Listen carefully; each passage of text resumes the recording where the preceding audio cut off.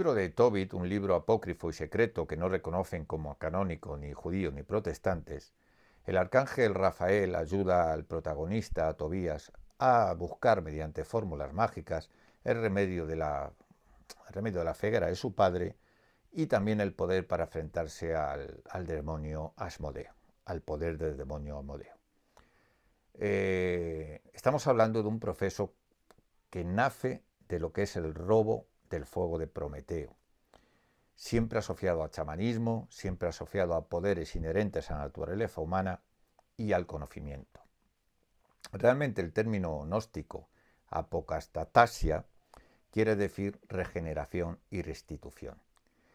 En los mitologemas más antiguos de las tradiciones talmúdicas encontramos, no por casualidad, la posibilidad de que hubo ángeles caídos que se mezclaron con los hombres como enviados, Elohim, y dieron lugar a determinados oficios, aunque se perdieran unos poderes o cualidades que tenían estos ángeles en origen. Este gnosticismo, estas ideas, bienvenido a mi canal una vez más,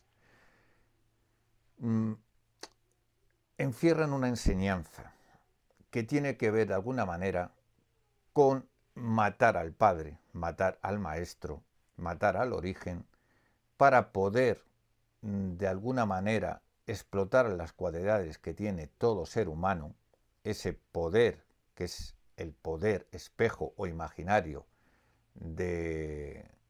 similar al poder de Dios, somos potenciales dioses, y lo que viene a decir es que de alguna manera matando al padre podemos abrir nuevas perspectivas y nuevas posibilidades creativas, de inventivas también, de fórmulas regenerativas o de creación, por supuesto, que terminen en la retribución del propio Padre que nos ha permitido ese libre albedrío. Bien, todas estas complejidades y estos gnosticismos muy reprendidos por la Iglesia, porque, claro, al fin y al cabo se tratan de conocimientos muy difíciles de digerir, han dado lugar a malas interpretaciones. El tema que nos ocupa hoy es el tema del exorcismo. Hace poco he estado viendo una película, El exorcista del Papa, con mi hija. Y he recordado aquella época en la que, para preparar mi libro La España Mágica, estuve entrevistándome y recorriendo itinerarios donde todavía hoy, en el siglo XXI, en España sigue vigente el fenómeno del exorcismo. Pude comprobar por mí mismo que no solo los libros te van a aportar información y que uno debe bajar al terreno. Fui a entrevistarme con el padre Fortea, José Antonio Fortea, en la diócesis de Alcalá. Un padre teólogo, psiquiatra, muy bien formado. Estuve con él un grato encuentro. Hablamos largo y tendido sobre la figura del diablo. Y también fui a hablar con el padre Donsón, que en una iglesia en el corazón de Galicia, en la Galicia actual, se llama la iglesia Nuestra Señora del Corpiño, y también el padre Don José de San Campio, también en Galicia, donde existen ritos en derredor de esa ermita que acaban, pues bueno, con vómito de supuestos endemoniados, de figuras extrañas, de bolas de pelos, etcétera, etcétera. Es algo taumatúrgico, es algo que impacta en el inconsciente del hombre, que seguramente sea una catarsis que sea favorecedora a través de la fe o de la creencia para expulsar demonios imaginarios. Hasta ahí de acuerdo. Pero tengo que decir, no obstante, que mi primer encuentro con José Antonio Fortea, un hombre muy formado e instruido, fue revelador. No le cabía ninguna duda a ninguno de los exorcistas que el demonio no era una idea, ni era un constructo gnóstico, ni era, en fin, una enseñanza. El demonio era real. El demonio era un ser que le da la contraposición a la idea del bien y que, bueno, en el judaísmo está presente como dos fuerzas equiparables, el bien y el mal, y el hombre decide hacia dónde alimentar una u otra. Pero en el catolicismo es un ser. Es así de claro. Y esto después de hablar algo entendido, me gané la confianza del padre Fortea y estuve en lo que es una iglesia. Él iba a dar misa, fuimos al interior de una iglesia carmelita, cogió la llave y en ese convento me hizo un ritual, vamos a llamarle de exorcismo o de bendición extra. Yo le hablaba de mi interés por las voces, etcétera, etcétera, acordaros de las psicofonías, de ciertas preocupaciones mías por lo sobrenatural, y me dijo que eso conllevaba peligros. Cuando él decidió hacerme esta pequeña bendición en un lugar, imaginaros, o sea, un convento carmelita, cual escenario de cualquier película de Hollywood, pero esto es real. En un momento dado, él me hablaba de que él no tenía ningún poder sobre este mundo, es decir, simplemente a través de la gracia, Dios operaba a través de él. Él me dijo que yo venía bendecido, venía de alguna manera un propósito a este mundo, pero necesitaba de alguna manera también potenciar esa bendición y esa protección del bien para que ese propósito mío hacia lo sobrenatural se inclinara siempre por el camino del bien. Yo tengo que decir que no me dejó sugestionar y que al ponerme la mano sobre la cabeza es cierto que al repetir esas fórmulas que el sacerdote hace, sentí un calor, sentí un bienestar, me sentí no sé cómo reforzado. Eso lo tengo que decir.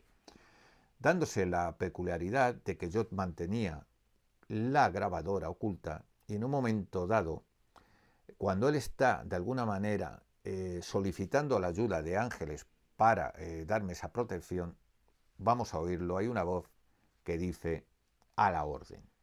Esa es la primera psicofonía en este contexto. Como el tema no va de psicofonía, sino que va de otras complejidades, decir que he decidido, iba a hacer un reportaje, como vengo haciendo, montando sobre imágenes un audio descriptivo de dónde viene, la teología del exorcismo, etcétera, etcétera. Pero he decidido que hoy sea más prosaico, más humano, más basado en la experiencia directa.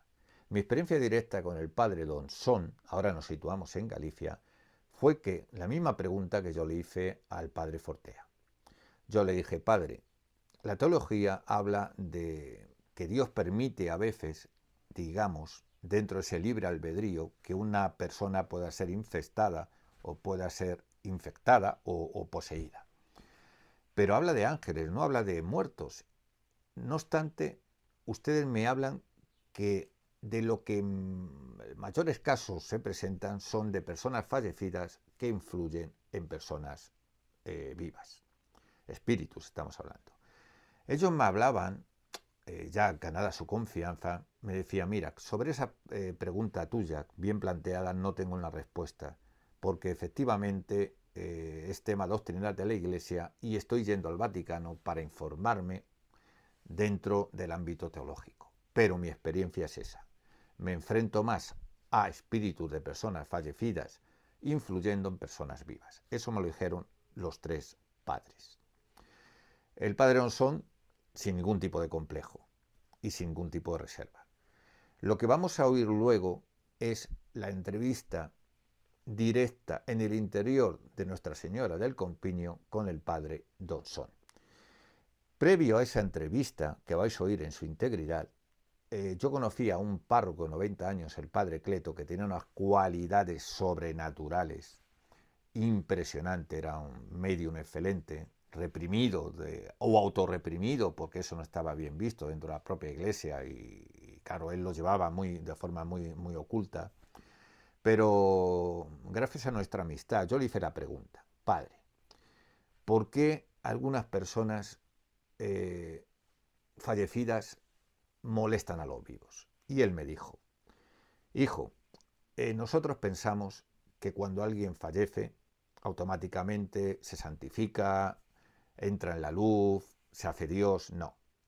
Y me lo dijo de una forma muy graciosa y muy reveladora. Me dijo, el que es tonto aquí es tonto allí. Y el que tarda más a aprender aquí o no quiere aprender aquí, en su escuela de la tierra, de cuando tiene un cuerpo y una vida, tarda más en aprender allí. De tal modo que las personas que han tenido una, digamos, un interés o un vicio por lo material, que han evolucionado poco a nivel de conciencia, por llamarlo de alguna manera, lo que hacen es intentar influir en personas vivas para seguir a través de sensaciones teniendo la gratificación de esos vicios que tenían en vida. Eso me hizo pensar, porque coincidía de alguna manera con lo que los exorcistas me decían. Así pues, dentro de esa gradación, ¿no?, evolutiva, serían como espíritus bajos astrales, más que demonios, más que demonios. Lo preocupante es cuando son demonios. Ahí ya es harina de otro costal, y voy a contar una experiencia. Estando yo en la iglesia, en un momento dado, a lo lejos vienen unos padres con la cara muy preocupados con un adolescente, y él me dice de una manera muy sutil: esa niña tiene un demonio muy poderoso, llevo 2 exorcismos y no hay manera. Lo curioso es que, no siendo yo muy aprensivo, ni bueno, el ambiente era el que era, un lugar donde van personas supuestamente poseídas para de alguna manera ser ayudadas o auxiliadas por el propio párroco y por el ritual que se establece en el interior de esa iglesia. Imaginaros esa iglesia, esas miradas, ha terminado la misa, todo lo que se articula en torno a esa iglesia, curanderismo, personas que van allí marcan con cruces cuando son liberadas las piedras de la iglesia, en fin, es una impronta muy, no te deja indiferente. Bueno, pues el párroco está hablando conmigo y me dice: aquella adolescente tiene un demonio muy poderoso. Cuando se cruza conmigo, me acuerdo cómo cruzamos la mirada y se me heló el alma. Se me cayó el siglo XIV en el siglo XXI. Yo, que no soy nada aprensivo, ni me dejo sugestionar, es subjetivo, es una experiencia intersubjetiva, ¿vale? Pero una experiencia directa.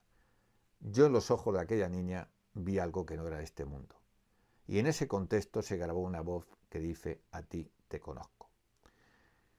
Es curioso porque en el pasado todos tenemos nuestros demonios interiores, hemos pasado nuestra experiencia del desierto y yo la pasé muy mala. Y en un momento dado se me abrió el recuerdo en esa mirada de aquella conexión mía con lo peor de mí mismo. Dicho esto, simplemente os voy a hacer oír las voces y luego vamos a escuchar la entrevista al padre Donson.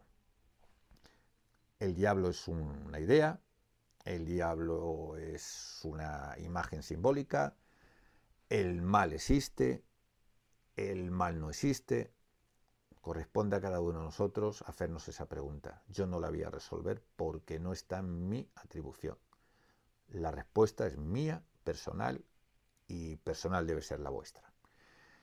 Vais a escuchar las voces y escucharemos la entrevista con el padre Donson. José Ignacio Carmona, Iñaki Carmona, Conciencia, Misterio, Light. Bien, la primera voz que vais a escuchar es a la orden. Situémonos en el convento carmelita cuando el padre Fortea me está haciendo la bendición. Bueno, no se puede llamar un pequeño ritual de exorcismo, pero sí una bendición en la que está solicitando la ayuda de entidades angelicales para que de alguna manera bendigan o me ayuden al propósito de combatir a otras entidades menos buenas o benéficas. Vamos a oír a la orden.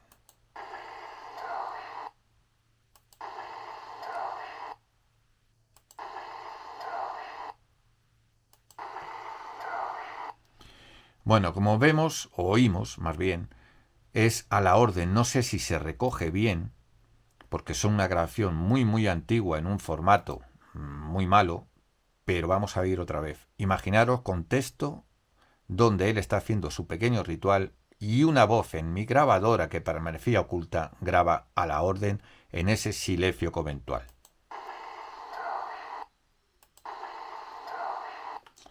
Perfecto. Esta es un poco más difícil de escuchar. También es una grabación ya muy deteriorada, muy saturada, donde al cruzar mi mirada con ese adolescente que supuestamente ya llevaba 2 exorcismos, bueno, supuestamente no, llevaba 2 exorcismos, que supuestamente para mí estaba poseído, así eran las palabras del sacerdote, del padre Donsón. Al cruzar la mirada, justo en ese momento, una voz dice: de ti me acuerdo.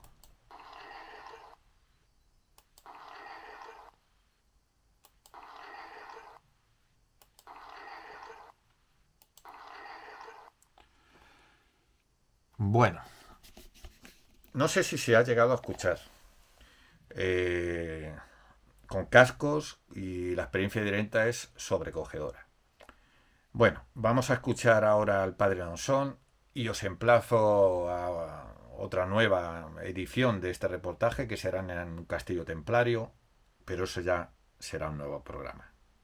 Tener buen día y alejaros todo lo más posible del mal. Sí, sí soy pastor. Por lo que se deduce y supone tener una capa de pastor, las estrellitas que tiene el manto, eso que es un manto de abrigo totalmente, ¿no? La actitud volante de Elías era un hombre muy pequeñito, pero se llama Corpiño. El Corpiño, el cuerpo pequeñito de él. Y según alguna revelación que hemos tenido, se llamaba, no sé. Adrián, no estoy mirando aquí, no estamos hablando de lo mismo, del eremita que era... Sí, estamos hablando de lo mismo, sí. No me sale ahora el nombre, ¿no? El ermita donde apareció fue la luz del cadáver de él. Miguel estaba ahí cuando empezó el tormento y eso, que los niños se adentran y ven que sale un resplandor, una luz. Entonces se encuentra con el cuerpo de ese pequeño hombre que estaba allí y era el pastor. Aquello era la gruta donde se metían las ovejas, obviamente, pues de invierno en eso. Y de ahí empieza está muy hermanada, estas apariciones con la Virgen de Fátima. Se parece a los pastores, las peticiones más o menos, rezar el rosario, hacer oración, etcétera, etcétera. Es decir, que es como si Fátima fuese una distinta aparición posterior de la Virgen del Corpiño en Fátima. Y además sabes que una de las apariciones fue en Pontevedra. Y ya están muy entrelazadas las teorías de la Virgen del Corpiño con la Virgen de Fátima. Sin embargo, son distintas. Yo no sé, ciertas revelaciones que tienes a veces, la Virgen de Fátima, y la de Corpiño, la de Corpiño. Lo que sí está claro es que esta es una Virgen excepcional para remediar todo tipo de enfermedades, sobre todo psíquicas. El archivo original, está en mi ciudad, Toledo, por lo que he leído también. ¿En Toledo? Sí, lo que había copia. Puede ser, sí. No sé exactamente, pero estas cosas las haces y después esto se olvidan todo. Yo no digo que la historia no se olvidase. Entonces nuestra cabeza no tendría límite, pero muy bien. Y la única pregunta que le voy a hacer, no voy a robar más tiempo, porque tengo una entrevista pendiente con el padre Fortea, que le conocerá también, José Antonio Fortea, que está ahora en el Vaticano, me dijo que va a venir. No sé si está en el Vaticano. Me dijo que hasta, no sé si habrá llegado en esta fecha, porque tenía pendiente una, y era, el objeto del libro es sobre la diferencia entre el concepto ontológico del mal como mal o el mal como entidad. Y entonces es la misma pregunta que le voy a hacer a él. Él es un hombre que está muy preparado en esas cosas, porque dedicó su carrera y su vida a eso. Yo, sin embargo, estoy más dedicado a un cura de aldea y una parroquia, pendiente de mis feligreses y las personas que yo allí. A veces ahora tengo este compañero que me ayuda mucho, me releva y en las labores que tenemos aquí, sobre todo este tipo de bendiciones, pues hoy las hace como las hago yo. Él lleva un año conmigo, es un chico muy preparado, estuve incluso en Salamanca unos 2 años, y muy probable tiene mucha fe y tiene también dones. No es fe, sino son ciertos dones que Dios da a determinadas personas, el Espíritu Santo, que los da a quien quiere y como quiere. Pero hay que tener cuidado. Perdona que le interrumpa. Sí, hay que tener cuidado porque aparte un poquito. Hay que tener cuidado porque hay también quien tiene dones que no es. Buenas tardes. No, espera un poquito. Sí, pero es que esto Pero usted lo tiene. Sí. Porque hace 2 años Escucha, tuve la oportunidad de sentirlo cuando me pasó la reliquia hace 2 o 3 años. Hay ciertos dones que los da también el demonio. Sí, a veces nos encontramos con problemas porque hoy hay mucho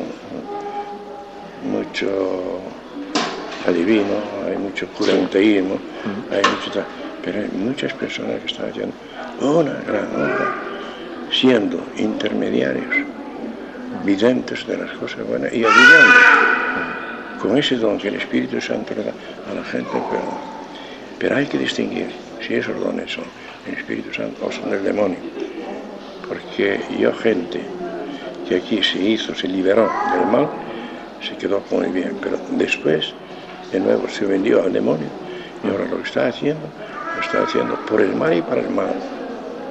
Entonces lo que nos habla la gente es, y esa persona a la que yo voy, que me va a decir una cantidad de cosas, yo más o menos ya sé, hay muchas que no sé todavía, ese hombre trabaja con la luz del Espíritu Santo, por el contrario, trabaja bajo el influjo del Satanás. Porque hay 2 cosas, si trabajo bajo la luz de Dios, el Espíritu Santo, nunca me va a hacer mal.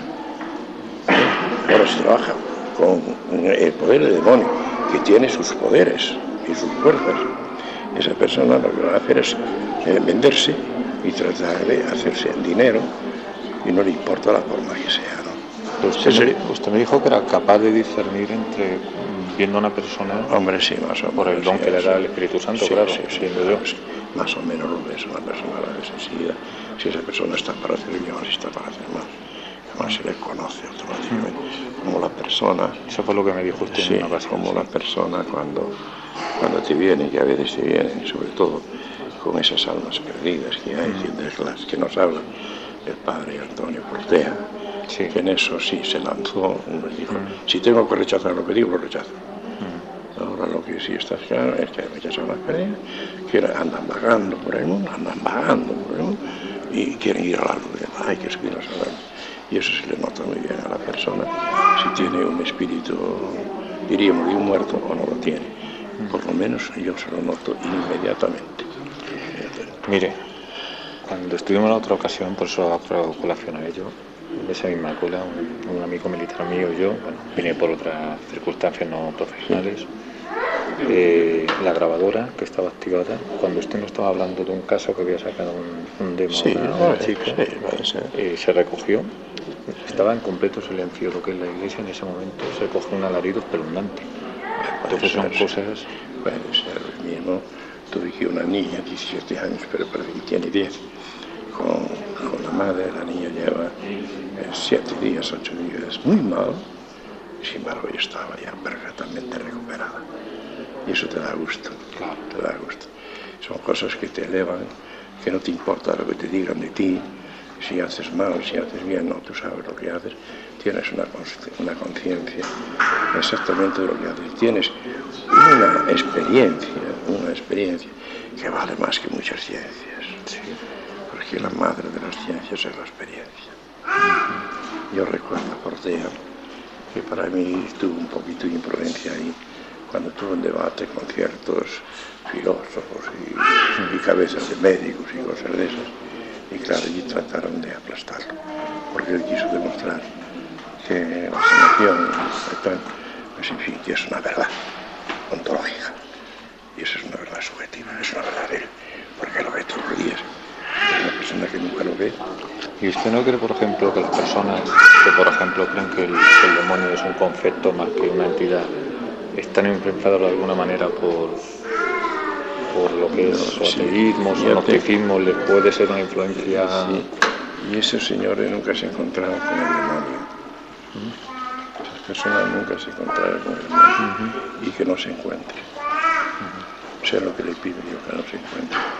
Porque el demonio es un ser, es una criatura de Dios, es un ángel. Un ángel.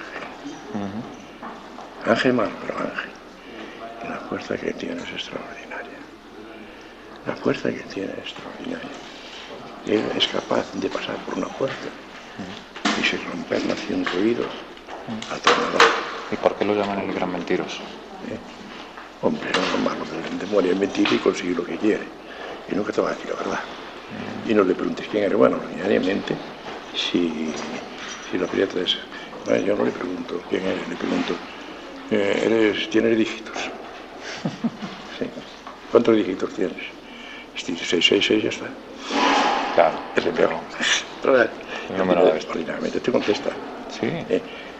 Dime quién eres y qué haces en esta persona.